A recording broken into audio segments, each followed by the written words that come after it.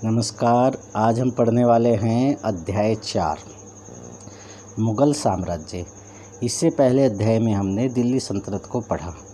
एक ही वीडियो में पूरी दिल्ली सल्तनत को पढ़ने का प्रयास किया, जिसमें कुतुबुद्दीन ऐबक से गुलाम वंश की स्थापना 1206 में हुई और अंतिम लोदी वंश 1526 में इब्राहिम लोदी के साथ समाप्त हुआ। उसके बाद बाबर ने मुग़ल साम्राज्य की स्थापना की। इस अध्याय में हम मुग़ल साम्राज्य पर विस्तार से चर्चा करने वाले हैं। MCQ जो है उनके माध्यम से हम समझने का प्रयत्न करेंगे और कुछ NCERT के कुछ प्रश्न उत्तर हैं, उसके माध्यम से भी इस अध्याय को हम समझेंगे। तो चलो शुरुआत करते हैं मुग़ल साम्राज्य से। मुग़ल साम्राज्य एक इस्लामी तुर्की मंगोल साम्राज्य था जो 1526 में शुरू हुआ, जिसने 17वीं शताब्दी के आखिर में और 18वीं शताब्दी की शुरुआत तक भारतीय उपमहाद्वीप में शासन किया और 19वीं शताब्दी के मध्य में समाप्त हुआ, अर्थात 1857 में मुग़ल साम्राज्य समाप्त हो गया। मुग़ल सम्राट तुर्क मंगोल पीढ़ी के तैमूर वंशी थे। इन्होंने अति परिष्कृत मिश्रित हिंद फारसी संस्कृति को विकसित किया। 1700 के आसपास अपनी शक्ति की ऊंचाई पर इसने भारतीय उपमहाद्वीप के अधिकांश भाग को नियंत्रित किया। इसका विस्तार पूर्व में वर्तमान बांग्लादेश से पश्चिम में बलूचिस्तान तक और उत्तर में कश्मीर से दक्षिण में कावेरी घाट तक था। उस समय 44 लाख किमी के क्षेत्र पर फैले इस साम्राज्य की जनसंख्या का अनुमान 13 और 15 करोड़ के बीच लगाया गया था। 1725 के बाद इसकी शक्ति में तेज़ी से गिरावट आई। उत्तराधिकार के कलह, कृषि संकट की वजह से स्थानीय विद्रोह, धार्मिक असहिष्णुता का उत्कर्ष और ब्रिटिश उपनिवेशवाद से कमज़ोर हुए साम्राज्य का अंतिम सम्राट बहादुर जफ़र शाह था। तो अंतिम सम्राट कौन था? बहादुर जफ़र शाह, जिसका शासन दिल्ली शहर तक सीमित रह गया था। अंग्रेज़ों ने उसे कैद में रखा और 1857 के भारतीय विद्रोह के बाद ब्रिटिश द्वारा म्यांमार निर्वासित कर दिया गया। तो 1857 के विद्रोह का जब दमन हो रहा था, दमन के समय जो अंतिम बादशाह बहादुर शाह जफ़र था, उसको उसके जो बेटे थे उनको गोली मार दी और बहादुर शाह जफ़र को निर्वासित करके रंगून म्यांमार में भेज दिया, जहाँ पर उसकी मृत्यु हो गई। अब बाबर कब आया? बाबर आया 1526 में। 1526 में पानीपत का प्रथम युद्ध हुआ इब्राहिम लोदी के साथ, जिसमें बाबर ने इब्राहिम लोदी को पराजित कर दिया और भारत में मुग़ल वंश की स्थापना की। इसने 1530 तक शासन किया और 1530 तक इसने 4 युद्ध लड़े। चारों युद्ध ये जीता, जिसमें 1526, 1527, 1528 और 1529 चारों साल तक युद्ध किए। बाबर के बाद हुमायूं आया। जो बाबर का बेटा था हुमायूं, वह 1530 में भारत का सम्राट बना और 1540 तक उसने बहुत सारे युद्ध किए और 1540 में शेर शाह सूरी के द्वारा उसको पराजित कर दिया और भारत से निर्वासित कर दिया। उसके बाद वह दोबारा, जब शेर शाह सूरी मर गया, उसके बाद 1555 में वह पुनः दिल्ली का सम्राट बना और 1556 में दीपना एक बिल्डिंग थी जो कि हुमायूं ने ही बनवाई थी, वह एक पुस्तकालय था, उसकी सीढ़ियों से लुढ़ककर हुमायूं की मृत्यु हो गई। जिस समय हुमायूं मरा उस समय अकबर 13 साल का था। तो उसके बाद अकबर सम्राट बना। 13 साल का ही था, लेकिन अकबर को सम्राट घोषित कर दिया। अकबर 1556 से 1605 तक शासक बना रहा। अकबर ने जो पूर्ववर्ती मुग़ल थे उनसे थोड़ा सा हटकर अपनी नीति अपनाई। अकबर को लगा यदि भारत में लंबे समय तक टिकना है तो भारत में जो बहुसंख्यक हिंदू हैं उनके साथ अपने संबंध अच्छे रखने पड़ेंगे। इसी को देखते हुए उसने हिंदू जो यहाँ के रहने वाले थे उनके साथ अपने वैवाहिक संबंध जोड़े और कई अच्छे कार्य किए, जिसमें 1562 में दास प्रथा समाप्त कर दी और 1563 में तीर्थ यात्रा कर जो कि हिंदुओं पर लगाया जाता था उसको भी समाप्त कर दिया। 1564 में जजिया कर समाप्त कर दिया। जजिया कर उस समय जो हिंदू अपने देवी देवताओं के दर्शन करने के लिए जाते थे तो उनसे भी टैक्स लिया जाता था। तो इस प्रकार कुछ ठीक ठाक काम किए ने, लेकिन अकबर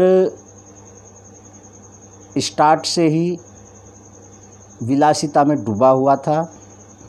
उसके जो अंगरक्षक थे बैरम खां, उन्होंने पहले युद्ध किए और एक धाय माँ थी महाअनगा, उन्होंने उसका पालन पोषण किया। अकबर अनपढ़ था। अकबर के बाद आया जहांगीर। जहांगीर का शासन 1605 से 1627 तक रहा। जहांगीर को बड़ा साम्राज्य मिला। जहांगीर के समय ही अंग्रेज भारत में आए, क्योंकि जो टॉमस रो है वो जहांगीर से ही मिला, जिसने यहाँ पर अपना उपनिवेश शुरू किया। अब जहांगीर के बाद जहांगीर की जो शादी है उसने शादी किससे की? नूरजहाँ से की। जहांगीर के बाद जहांगीर का बेटा शाहजहाँ आया, जो 1627 से 1658 तक भारत का सम्राट बना। जो शाहजहाँ है इसने कुछ प्रमुख कार्य किए, जैसे दिल्ली का लाल किला बनवाया। 1630 में इसने अपनी बेगम मुमताज़ महल के याद में ताजमहल का निर्माण शुरू किया, जबकि मुमताज़ जो है 1631 में ही 14वें बच्चे को जन्म देते हुए मर गई। शाहजहाँ का जो अंतिम समय है बहुत बुरा गुजरा, क्योंकि शाहजहाँ को औरंगजेब ने कैद कर लिया और जहाँ पर इसको कैद करके रखा था वहीं पर इसकी मृत्यु हो गई। मृत्यु होने के बाद जो मुग़ल थे, मुग़ल इसको दफना तक भी नहीं पाए। जो इसके सेवा में रहते थे 2-4 नौकर, उन्होंने ही शाहजहाँ को दफना दिया। ताजमहल के अंदर ही इसको भी दफना दिया। उसके बाद आया औरंगजेब।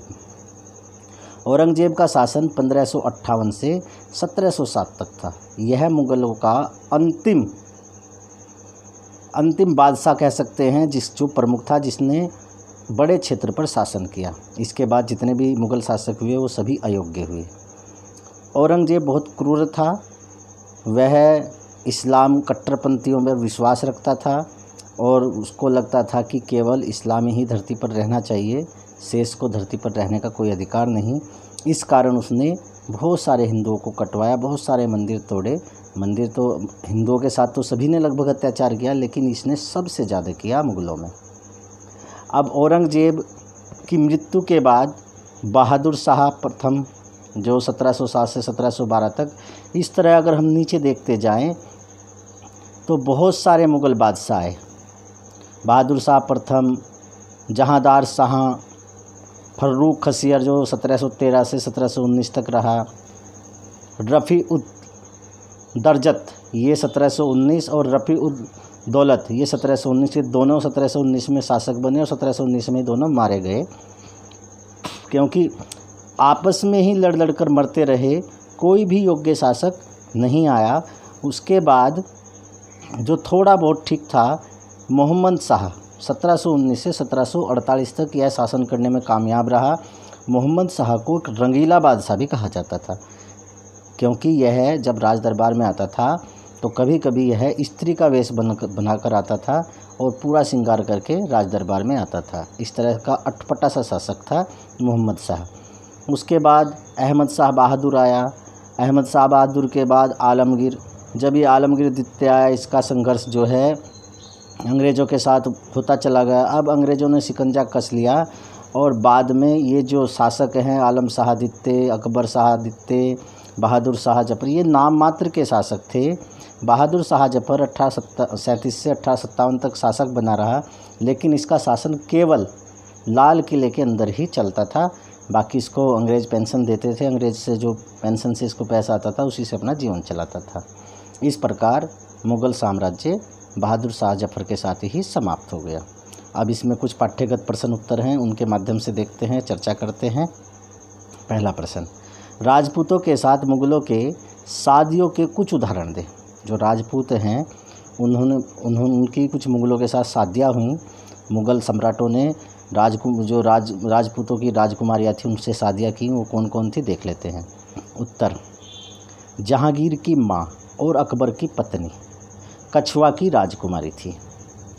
जो जहांगीर की माँ है अर्थात अकबर ने जोधाबाई से शादी की और जोधाबाई का पुत्र कौन था? जहांगीर।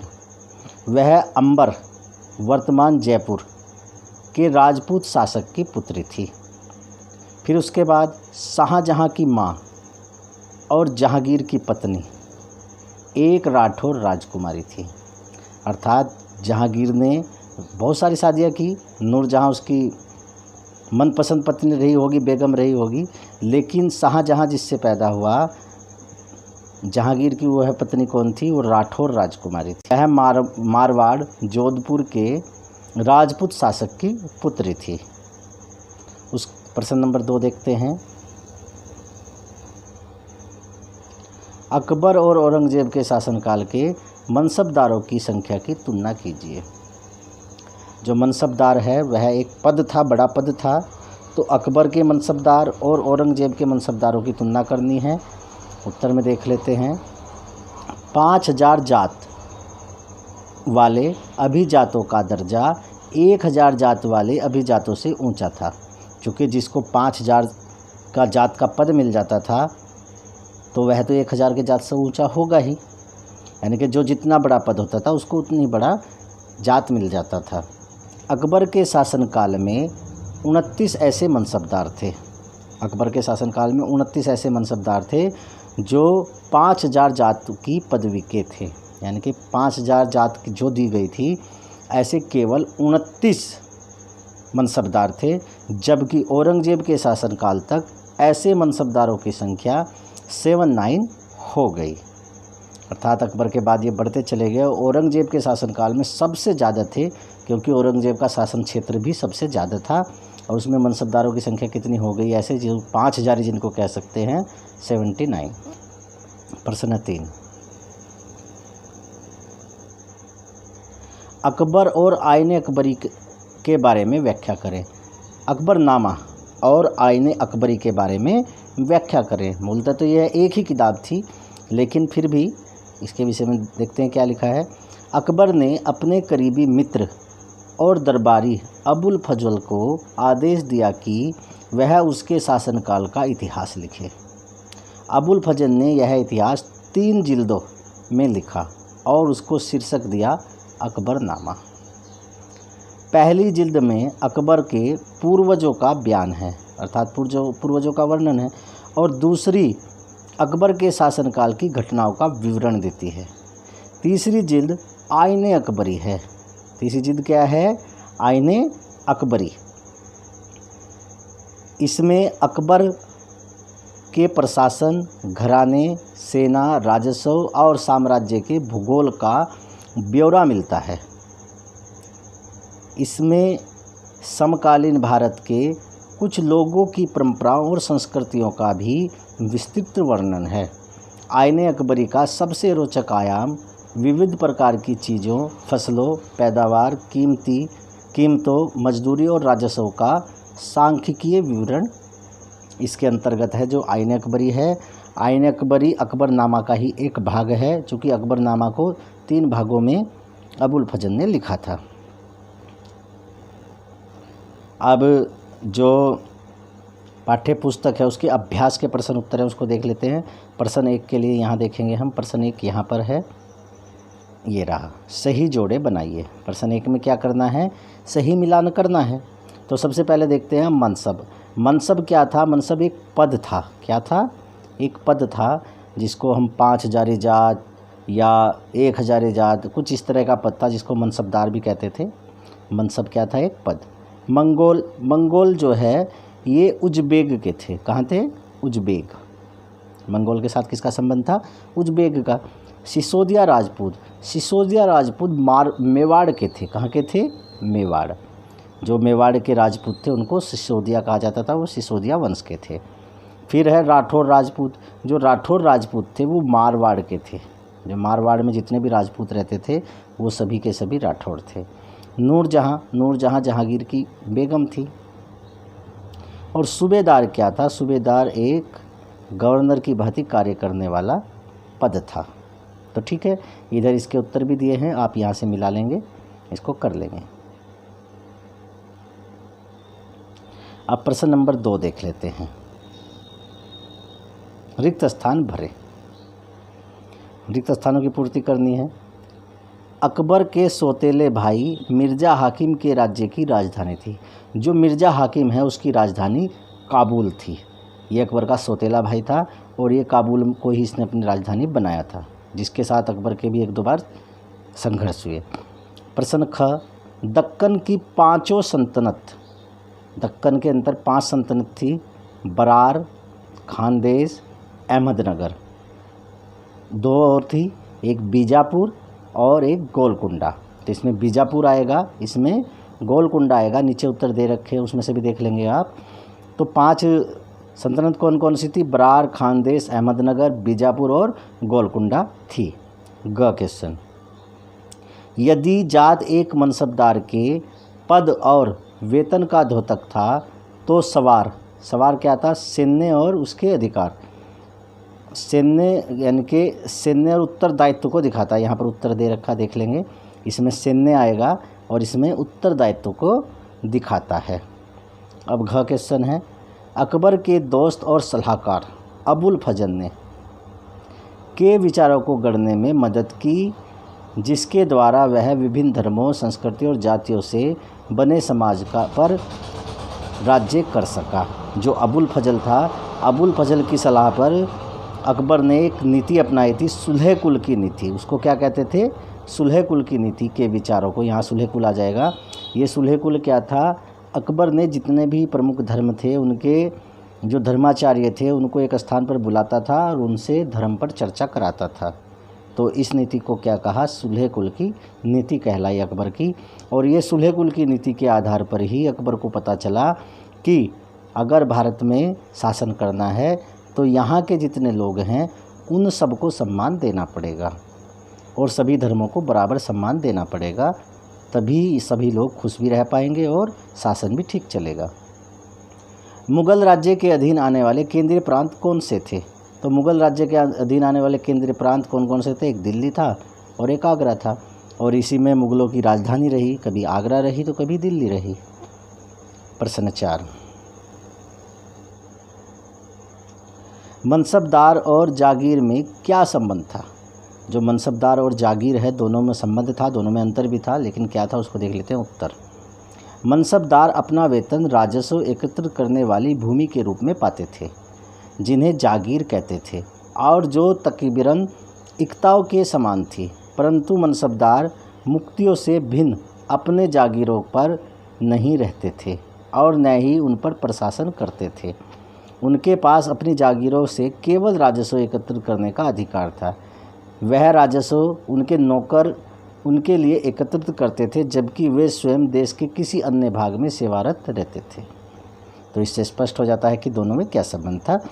अगला प्रश्न, प्रश्न 5 है, मुग़ल प्रशासन में जमींदार की क्या भूमिका थी? जो जमींदार हैं शुरू से ही अंग्रेज़ों मुग़लों के उसमें रहे, फिर अंग्रेज़ों के में आए, फिर भारत के आज़ादी के बाद भी जमे रहे, लेकिन अब मनसबदारों की, जमींदारों की कोई ऐसी वो भूमिका नहीं है। उत्तर देख लेते हैं।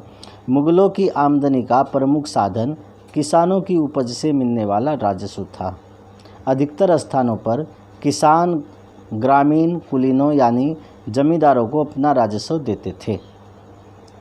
एकत्रित किए गए राजस्व को जमींदार सरकारी खजाने में जमा करते थे। ये इस तरह का उन्होंने अपनी व्यवस्था बना रखी थी, जिससे जमींदारों के मज़े आ जाते थे और आम लोग जो है वह पूरी तरह से पीड़ित होते थे।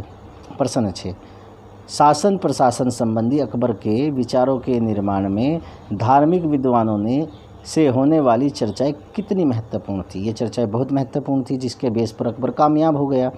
उत्तर देखते हैं।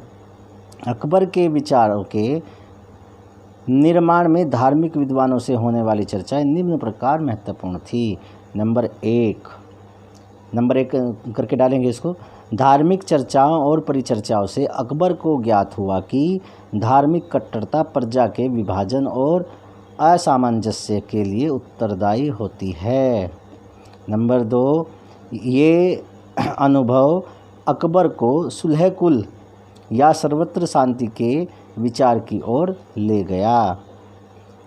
तीसरा पॉइंट है, इन चर्चाओं ने उसे प्रशासन की एक स्पष्ट सोच प्रदान की जिसमें केवल सच्चाई, न्याय और शांति पर बल दिया गया था। अब प्रश्न 7 देख लेते हैं।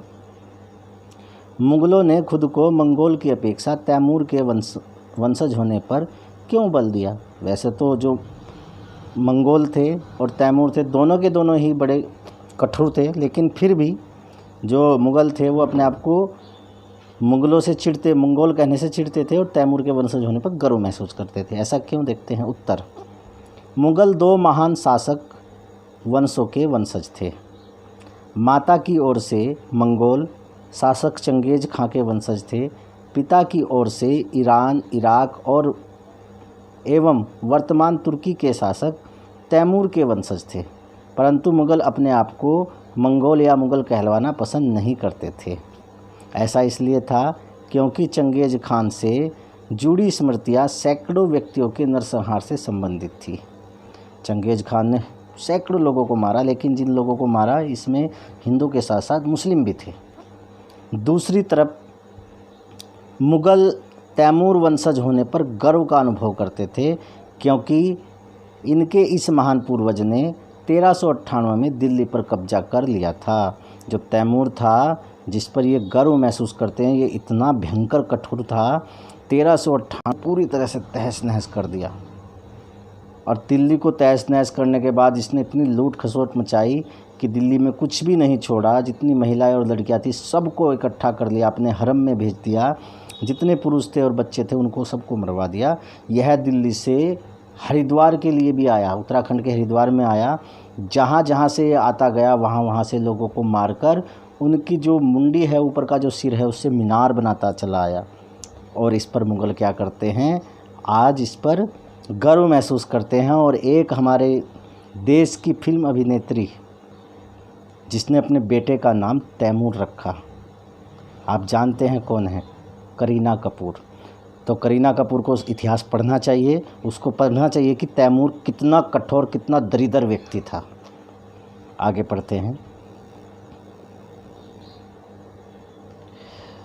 प्रश्न 8, भू राजस्व से प्राप्त होने वाली आय मुग़ल साम्राज्य के स्थायित्व के लिए कहाँ तक जरूरी थी? जो भू राजस्व से आय होती थी वह बहुत महत्वपूर्ण थी, उसी से सब कुछ चलता था। उत्तर देख लेते हैं। भू राजस्व से प्राप्त होने वाली आय मुग़ल साम्राज्य के लिए निम्न कारणों से जरूरी था। नंबर 1, भू राजस्व राज्य की आय का प्रमुख स्रोत था। नंबर 2, समस्त प्रशासनिक कार्य इस आय द्वारा पूरे किए जाते थे। नंबर 3, राज दरबार के कर्मचारियों, प्रशासनिक कर्मचारियों के वेतन तथा अन्य खर्चे की पूर्ति राजस्व पर ही निर्भर थी। यानी कि राजस्व से ही ये पूरा का पूरा निर्भर था, जितना भी तंत्र मुग़लों का चलता था। अगला प्रश्न देखते हैं। मुग़लों के लिए केवल तुरानी या ईरानी ही नहीं, तुरानी मतलब जो तुर्की थे, ईरानी मतलब जो ईरान के थे ही नहीं, बल्कि विभिन्न पृष्ठभूमि के मनसबदारों की नियुक्ति क्यों महत्वपूर्ण थी? मुग़लों को ऐसा क्यों लगता था कि सभी समुदायों के जो हैं मनसबदार हमारे पास होने चाहिए? उत्तर, मुग़लों के साम्राज्य में जैसे जैसे विभिन्न क्षेत्र सम्मिलित होते गए, वैसे वैसे मुग़लों ने तरह तरह के सामाजिक समूहों के सदस्यों को प्रशासन में नियुक्त करना प्रारंभ किया। प्रारंभ में ज़्यादातर सरदार तुर्की थे, लेकिन जब इस छोटे समूह के साथ साथ उन्होंने शासक वर्ग में ईरानियों, भारतीय मुसलमानों, अफ़गानों, राजपूतों, मराठों और अन्य समूहों को भी सम्मिलित किया। यानी कि अब क्या किया उन्होंने, जब उनका क्षेत्र बढ़ता चला गया, इन सबको भी सम्मिलित कर लिया। इसमें मुग़लों को भारत में अपने साम्राज्य का विस्तार करने में एवं उसे स्थायित्व प्रदान करने में सहायता मिली, इसलिए उन्होंने ऐसा किया। प्रश्न 10 है, मुग़ल साम्राज्य के समाज की ही तरह वर्तमान भारत आज भी अनेक सामाजिक और सांस्कृतिक इकाइयों में बना हुआ है। क्या यह राष्ट्रीय एकीकरण के लिए एक चुनौती है। बहुत महत्वपूर्ण प्रश्न है, सोचने और विचारने वाला प्रश्न है। उत्तर देख लेते हैं। मुगल साम्राज्य के समाज में कई धर्म और जाति के लोग रहते थे। यही स्थिति वर्तमान भारत में भी बनी हुई है। फिर भी भारत में विविधता में एकता कायम है। भारत में विविध प्रकार की संस्कृतियाँ जैसे संगीत, नृत्य, भाषा, पर्व, त्यौहार, साहित्य, खान पान, रहन सहन, पहनावा आदि में कई तरह की विविधता देखने को मिलती है। उसी तरह भारतीय समाज में अनेकों धर्म, जिसमें हिंदू, मुस्लिम, सिख, ईसाई, बौद्ध, जैन, पारसी आदि अनेक जाति जैसे ब्राह्मण, क्षत्रिय, बनिया आदि के लोग रहते हैं। इससे भारत की सामाजिक और राष्ट्रीय एकता में किसी तरह की कोई चुनौती नहीं है। लेकिन अगर अच्छे से सोचा जाए तो वास्तव में बड़ी चुनौती है, क्योंकि इसी के कारण बहुत सारे झगड़े, फसाद, तोड़ फोड़ मचती रहती है, जिससे भारत की संपत्ति को नुकसान होता है। प्रश्न 11, मुगल साम्राज्य की अर्थव्यवस्था के लिए कृषक अनिवार्य थे।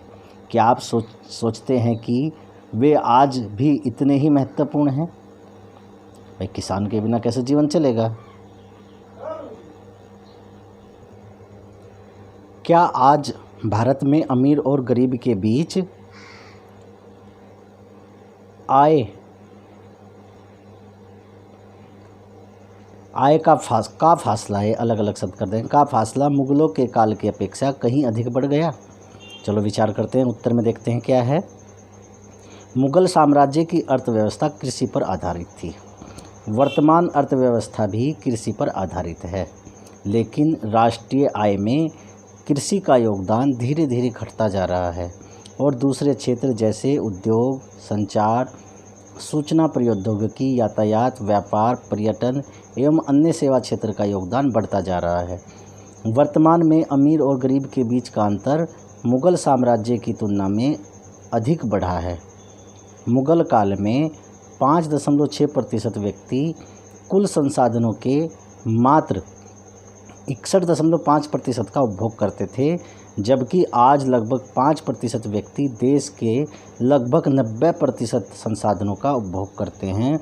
तो अमीरी गरीबी का जो अंतर है बहुत ज़्यादा बढ़ गया है। केवल 5% लोग ही ऐसे हैं जो 90% देश के जो संसाधन उनका उपभोग करते हैं और 95% लोग गरीबी की दर में आते हैं, जो केवल 10% ही उपभोग करते हैं। तो बहुत बड़ा अंतर आ गया, विचारणीय विषय है। आगे देखते हैं। अब कुछ छोटे प्रश्न हैं, इनके द्वारा भी हम इस अध्याय को समझते हैं। 1 पॉइंट के क्वेश्चन है, MCQs। मुगल वंश का संस्थापक कौन था? तो मुगल वंश का संस्थापक कौन था? बाबर, जिसने 1526 में मुगल वंश की स्थापना की थी। प्रश्न 2, इनके उत्तर यहीं दिए हैं, देख लेंगे। प्रश्न 2 है, बाबर का जन्म कब हुआ था? तो बाबर का जन्म जो है 1483 ईस्वी में हुआ था। कब हुआ था? 1483 ईस्वी में फरगना में हुआ था। वहीं का वह पहले सम्राट बना था। आगे, बाबर के पिता का क्या नाम था? जो बाबर के पिता था उसका नाम था उमर शेख मिर्ज़ा। बाबर के पिता का क्या नाम था? उमर शेख मिर्ज़ा।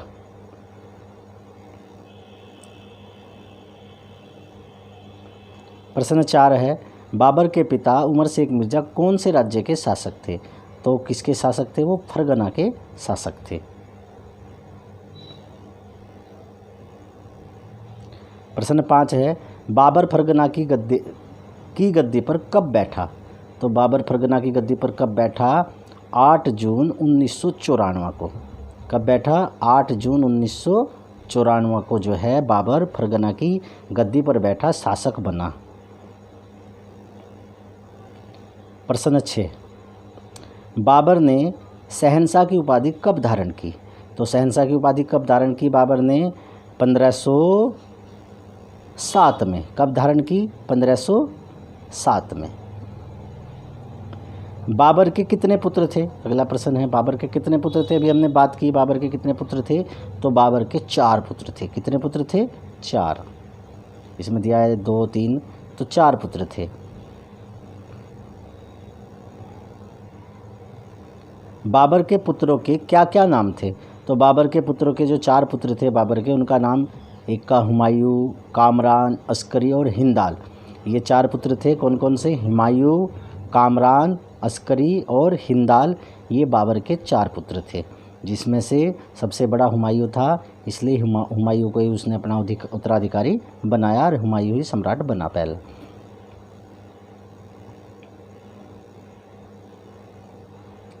अब बाबर ने भारत पर कितनी बार आक्रमण किया? तो बाबर ने भारत पर 5 बार आक्रमण किया और 5वीं बार जो है वह भारत में आक्रमण करने पर, इनके शासन स्थापित करने पर सफल हुआ। 1526 में जो उसने आक्रमण किया था, उसमें भी कहते हैं कि बाबर को जो है आक्रमण करने के लिए जो राणा सांगा है उसने आमंत्रित किया था, लेकिन उसमें बहुत से मतभेद हैं।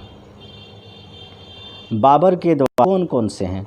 तो बाबर ने 4 युद्ध लड़े, जिनमें से सबसे पहले पानीपत का युद्ध लड़ा, फिर खानवा का युद्ध लड़ा, फिर चंदेरी का युद्ध लड़ा और चौथा जो युद्ध है वो घाघरा का युद्ध लड़ा। और क्रम से 1526, 27, 28 और 29 में चारों युद्ध लड़े। 1530 में बाबर की मृत्यु हो गई।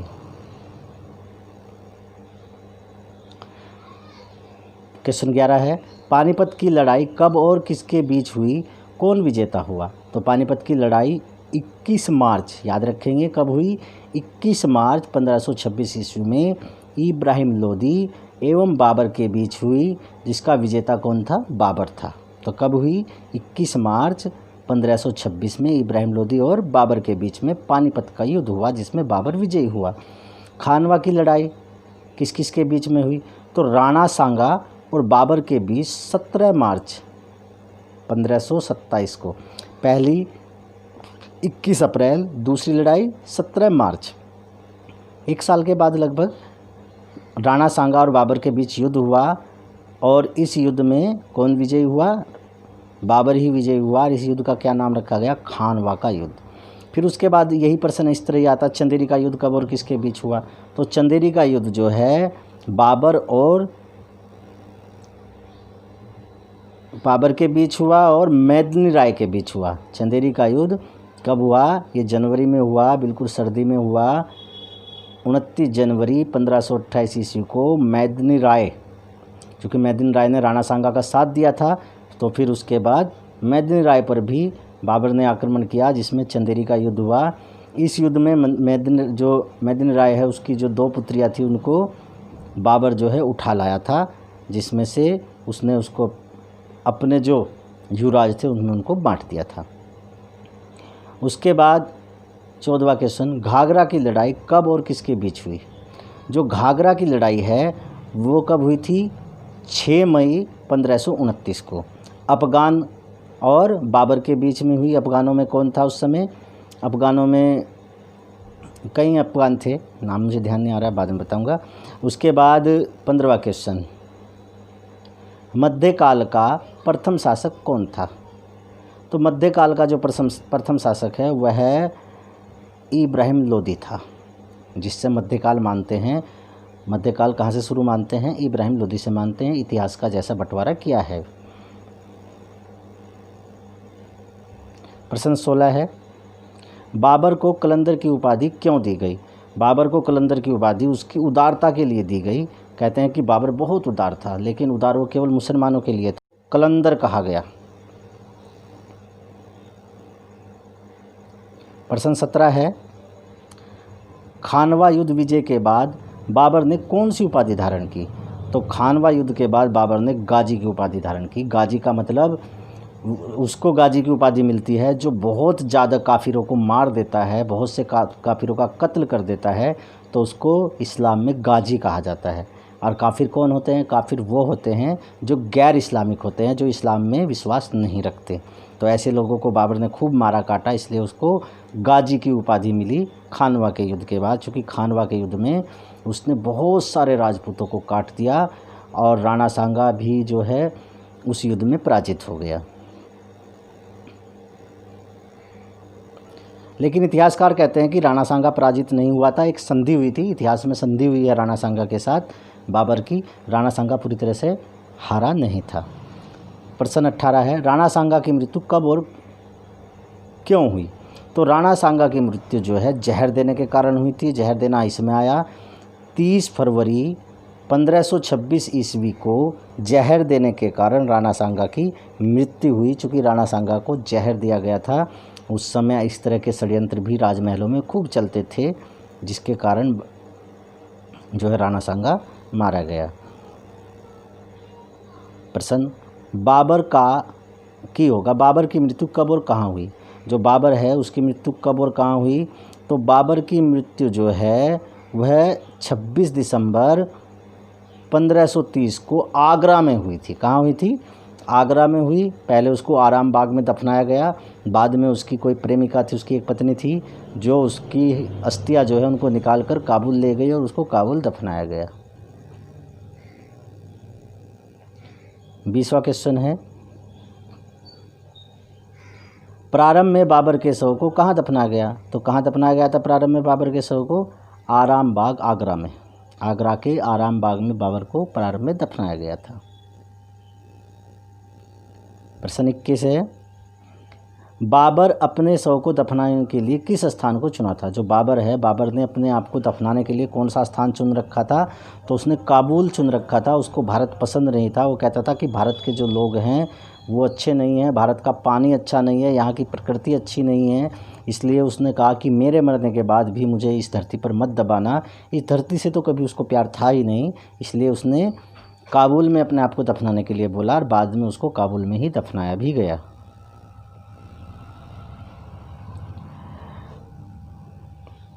अब प्रश्न है अगला 22वां, बाबर की आत्मकथा किस पुस्तक में दर्शाया गया है? जो बाबर की आत्मकथा है वो लिखी है तजुके बाबरी। किसमें लिखी गई है? तजुके बाबरी में जो है बाबर की आत्मकथा है, जिसमें बाबर के विषय में लिखा गया है। इसको बाबरनामा भी बोलते हैं। तजुके बाबरी को क्या बोलते हैं? बाबरनामा। अब्दुल रहीम खान खाना ने बाबरनामा को किस भाषा में लिखा? चूँकि बाबरनामा किसने लिखी? अब्दुल रहीम खान खाना ने लिखी। अब्दुल रहीम खान खाना जो है ये अकबर के 9 रत्नों में से एक रत्न था। इसने उसको फारसी में लिखा। कौन सी भाषा में लिखा? फारसी में लिखा। प्रश्न 28 है, 4 बाग बनाने के परंपरा की शुरुआत किसके समय में हुई? जो 4 बाग है, वैसे तो यह सपना जो है बाबर का था, लेकिन ये किसके समय शुरू हुई? ये अकबर के समय शुरू हुई। अकबर ने 4 बाग बनवाने की परंपरा को शुरू किया। बाग के बीचों बीच से पानी निकलवाना, इस तरह की कुछ 4 बाग बनाने की कुछ परंपराएं थी जो अकबर ने शुरू की। प्रश्न 25 है, बाबर ने मुगल वंश की स्थापना की 1526 में की। पीछे देखा अभी हमने। बाबर ने 1526 में किस वंश के शासक को हराकर मुगल वंश की स्थापना की? तो लोधी वंश का अंतिम शासक कौन था? इब्राहिम लोधी। उसको हराकर 1526 में बाबर ने मुगल वंश की स्थापना की। बहुत आसान प्रश्न है। तुलुगम नीति का सर्वप्रथम प्रयोग बाबर ने किस युद्ध में किया? जो तुलुगम नीति है उसका उपयोग बाबर ने पानीपत के प्रथम युद्ध में किया। पानीपत का प्रथम युद्ध उसके लिए बहुत महत्वपूर्ण था, क्योंकि इसी के द्वारा बाबर जो है भारत में अपना साम्राज्य स्थापित करने में कामयाब हुआ। तो उसमें कौन सी नीति अपनाई उसने? तुलुगम नीति। अब क्वेश्चन नंबर 28 है, कौन से युद्ध में बाबर ने खजाने का मुंह गरीब, सगे संबंधी आदि के लिए खोल दिया? इस उदारता के कारण उसको कलंदर कहा गया। तो पानीपत के प्रथम युद्ध में ही उसको जो है कलंदर कहा गया। इसी में उसने अपना खजाने का मुंह खोल दिया। प्रश्न 28 है 29, कौन से शासक ने भारत में ग्रांड ट्रंक रोड बनवाया? जीटी रोड बनवाया। जीटी रोड किसने बनाया? शेर शाह सूरी। किसने बनवाया? शेर शाह सूरी ने GT road, grand trunk road की स्थापना की। क्वेश्चन नंबर 30 है, पानीपत की दूसरी लड़ाई किस किस के बीच हुई? तो पानीपत की जो दूसरी लड़ाई है वह अकबर और हेमू के बीच में हुई। जिस समय, वैसे तो ये लड़ाई जो है अकबर और हेमू के बीच में नहीं, हेमू और जो अकबर का अंगरक्षक था उसके बीच में हुई। और इसमें जो है हेमू जो अंतिम कह सकते हैं हिंदू शासक था उसको भी मार दिया और उसको बीचों बीच, पहले उसकी एक आंख में जो है हेमू जीतने ही वाला था। कोई कह ही नहीं सकता था कि हेमू हार जाएगा, लेकिन दुर्भाग्यवश उसकी आंख में एक तीर लग गया, जिसके कारण वह अपने जो सवार था उससे वह नीचे गिर गया और फिर उसको पकड़ लिया, बाद में उसकी गर्दन काट दी, जो कि चंगे कौन था, उसका संरक्षक था जो अकबर का, उसने उसकी गर्दन काट दी और नाम दे दिया कि उसको अकबर ने मारा, जबकि अकबर उस युद्ध में नहीं लड़ पाया क्योंकि अकबर 13 ही साल का था। 31वां क्वेश्चन, पानीपत की दूसरी लड़ाई कब और कहाँ हुई? तो पानीपत की दूसरी लड़ाई 5 अप्रैल 1556 में हुई। कब हुई? 5 अप्रैल, इसमें अप्रैल दिया नहीं कहीं भी, 5 अप्रैल 1556 में हुई। चलो ठीक है, उत्तर ठीक दे रखा, आप देख लेंगे। 32वां क्वेश्चन है, दीन इलाही नामक नया धर्म किसने शुरू किया? तो ये दीन इलाही जो है अकबर ने शुरू किया था 1681 में। दीन इलाही अकबर ने शुरू किया, एक नया धर्म बनाया कि लोग इस्लाम और हिंदू दोनों से ही परेशान हैं, इसलिए कोई नया धर्म चलाते हैं, अकबर ने ऐसा सोचा। प्रसिद्ध मुस्लिम शासिका चांद बीबी जिसने बरार को अकबर को दिया चांद बीबी किस राज्य से संबंधित थी? जो चांद बीबी है वह अहमदनगर की बेगम थी। उसने अकबर के खिलाफ लड़ाई लड़ी, लेकिन वह लड़ते लड़ते बाद में पराजित हो गई, जिसके कारण अकबर ने बरार पर अधिकार कर लिया।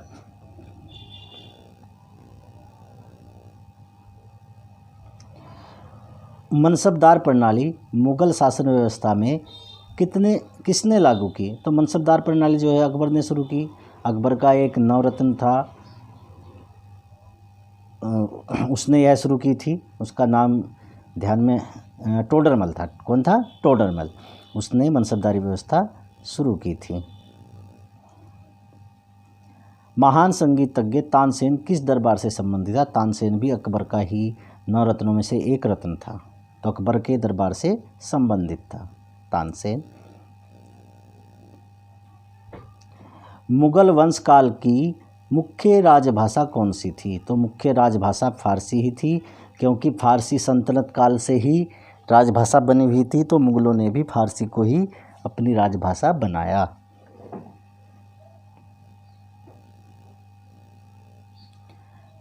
प्रश्न 37 है, सती प्रथा की भर्त्सना करने वाला प्रथम मुगल सम्राट कौन था? तो सती प्रथा की जो भर्त्सना करने वाला प्रथम मुगल सम्राट वो अकबर ही था। अकबर ने कहा कि जो सती प्रथा है यह गलत है और इसको समाप्त कर दिया जाए। 38वां क्वेश्चन, किस युद्ध के बाद भारत में मुगल राज्य की स्थापना हुई? तो पानीपत के प्रथम युद्ध के बाद हुई। बार बार क्वेश्चन रिपीट हो रहा है। 30वां क्वेश्चन, अकबर की जीवन कथा किसने लिखी? तो अकबर की जीवन कथा किसने लिखी? अकबरनामा वो लिखी थी अबुल फजल ने। अभी हमने पीछे बात की, 3 जिल्दों में उसने लिखी थी अबुल फजल ने।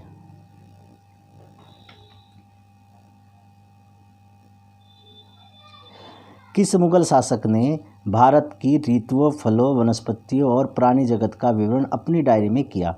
तो ये किया था बाबर ने। जो बाबर क्या था, उसको जो वनस्पति थी प्राकृतिक चीज़ें थी, उनसे बड़ा लगाव था, तो इसमें उसने भारत की बहुत सारी चीज़ों के बारे में वर्णन किया है अपनी डायरी में। प्रश्न 41 है, शेर शाह की महानता का प्रमाण क्या था? प्रशासनिक सुधार। जो शेर शाह ने प्रशासनिक सुधार किए उसका अनुसरण अकबर ने भी किया, चूँकि शेर शाह ने बहुत अच्छे तरीके से प्रशासनिक व्यवस्थाओं को सुधार किया था, उनको संभाला था। हुमायूंनामा किसके द्वारा लिखी गई? तो हुमायूंनामा जो है हुमायूं की एक बहन थी गुलबदन बेगम, उसके द्वारा लिखी गई थी हुमायूंनामा। किसने लिखी? गुलबदन बेगम ने।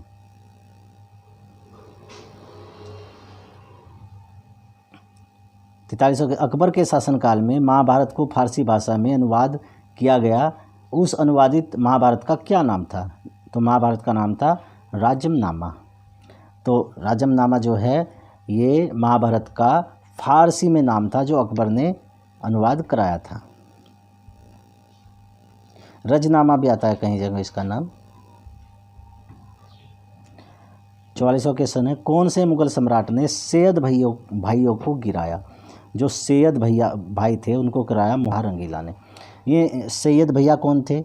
ये 2 भाई थे, तो ये इनको क्या कहते थे? इनको किंग मेकर कहते थे। ये राजा बनाने वाले और राजा की सत्ता, राजा को तख्त से उतारने वालों के लिए प्रसिद्ध थे, लेकिन इनको किसने समाप्त कर दिया? मोहम्मद शाह रंगीला ने।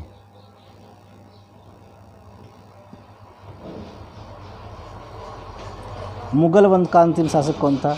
तो मुगल वंश का अंतिम शासक कौन था? बहादुर शाह दुत्ते। ये बहादुर शाह जफ़र जो है बहादुर शाह दुत्ते था, क्योंकि इससे पहले एक बहादुर शाह और भी आ चुका था। 40वां क्वेश्चन है, अकबर के शासन में भू राजस्व सुधार के लिए कौन उत्तरदायी था? तो कौन था? टोडरमल था। इसी ने पूरी भू राजस्व व्यवस्था संभाल रखी थी अकबर की। 47वां क्वेश्चन है, 2-3 क्वेश्चन और बचे हैं। अकबर के द्वारा बनाए गए उपासना भवन का क्या नाम था? तो इबादत खाना। जहां अकबर ने उपासना गृह बनाया था उसका नाम क्या रखा उसने? इबादत खाना। 48वां क्वेश्चन है, सुप्रसिद्ध संगीतज्ञ बेजू बावरा किसके शासनकाल में सुविख्यात हुआ? तो किसके शासनकाल में हुआ? वह भी अकबर के शासनकाल में ही सुविख्यात हुआ। कौन? बेजू बावरा एक संगीतज्ञ था। अब आगे है, रामचरितमानस के लेखक तुलसीदास किस शासन काल से संबंध रखते हैं? तो जो तुलसीदास जी हैं वो भी अकबर के समय ही आए थे और अकबर के शासनकाल के टाइम पर ही उन्होंने रामचरितमानस जैसे एक ग्रंथ की भी रचना की थी। सेकंड लास्ट क्वेश्चन है, बाबर मूल रूप से कहाँ का शासक था? तो बाबर फरगना का था, क्योंकि उसका बाप भी फरगना का शासक था। अंतिम क्वेश्चन है, पटना को प्रांतीय राजधानी किसने बनाया? तो पटना को प्रांतीय राजधानी जो है शेर शाह सूरी ने बनाया। तो ठीक है, वैसे तो जो मुग़ल वंश है उसमें बहुत सारी वीडियो बन सकती है अगर उसको हम डीपली पढ़ें, चूँकि एक एक शासक के इतने सारे काम हैं, इतनी सारी चीज़ें हैं, लेकिन हमने यहाँ पर केवल जो कक्षा 7 का सिलेबस था उसी पर चर्चा की है। तो आप इसको कर लीजिए, अपना ध्यान रखिए और चैनल को जिन्होंने सब्सक्राइब नहीं किया वो चैनल को सब्सक्राइब कर लें, क्योंकि यहाँ पर हम कक्षा 6 से कक्षा 12 तक की पूरी NCERT पढ़ने वाले हैं। ठीक है, अपना ध्यान रखिए। नमस्कार।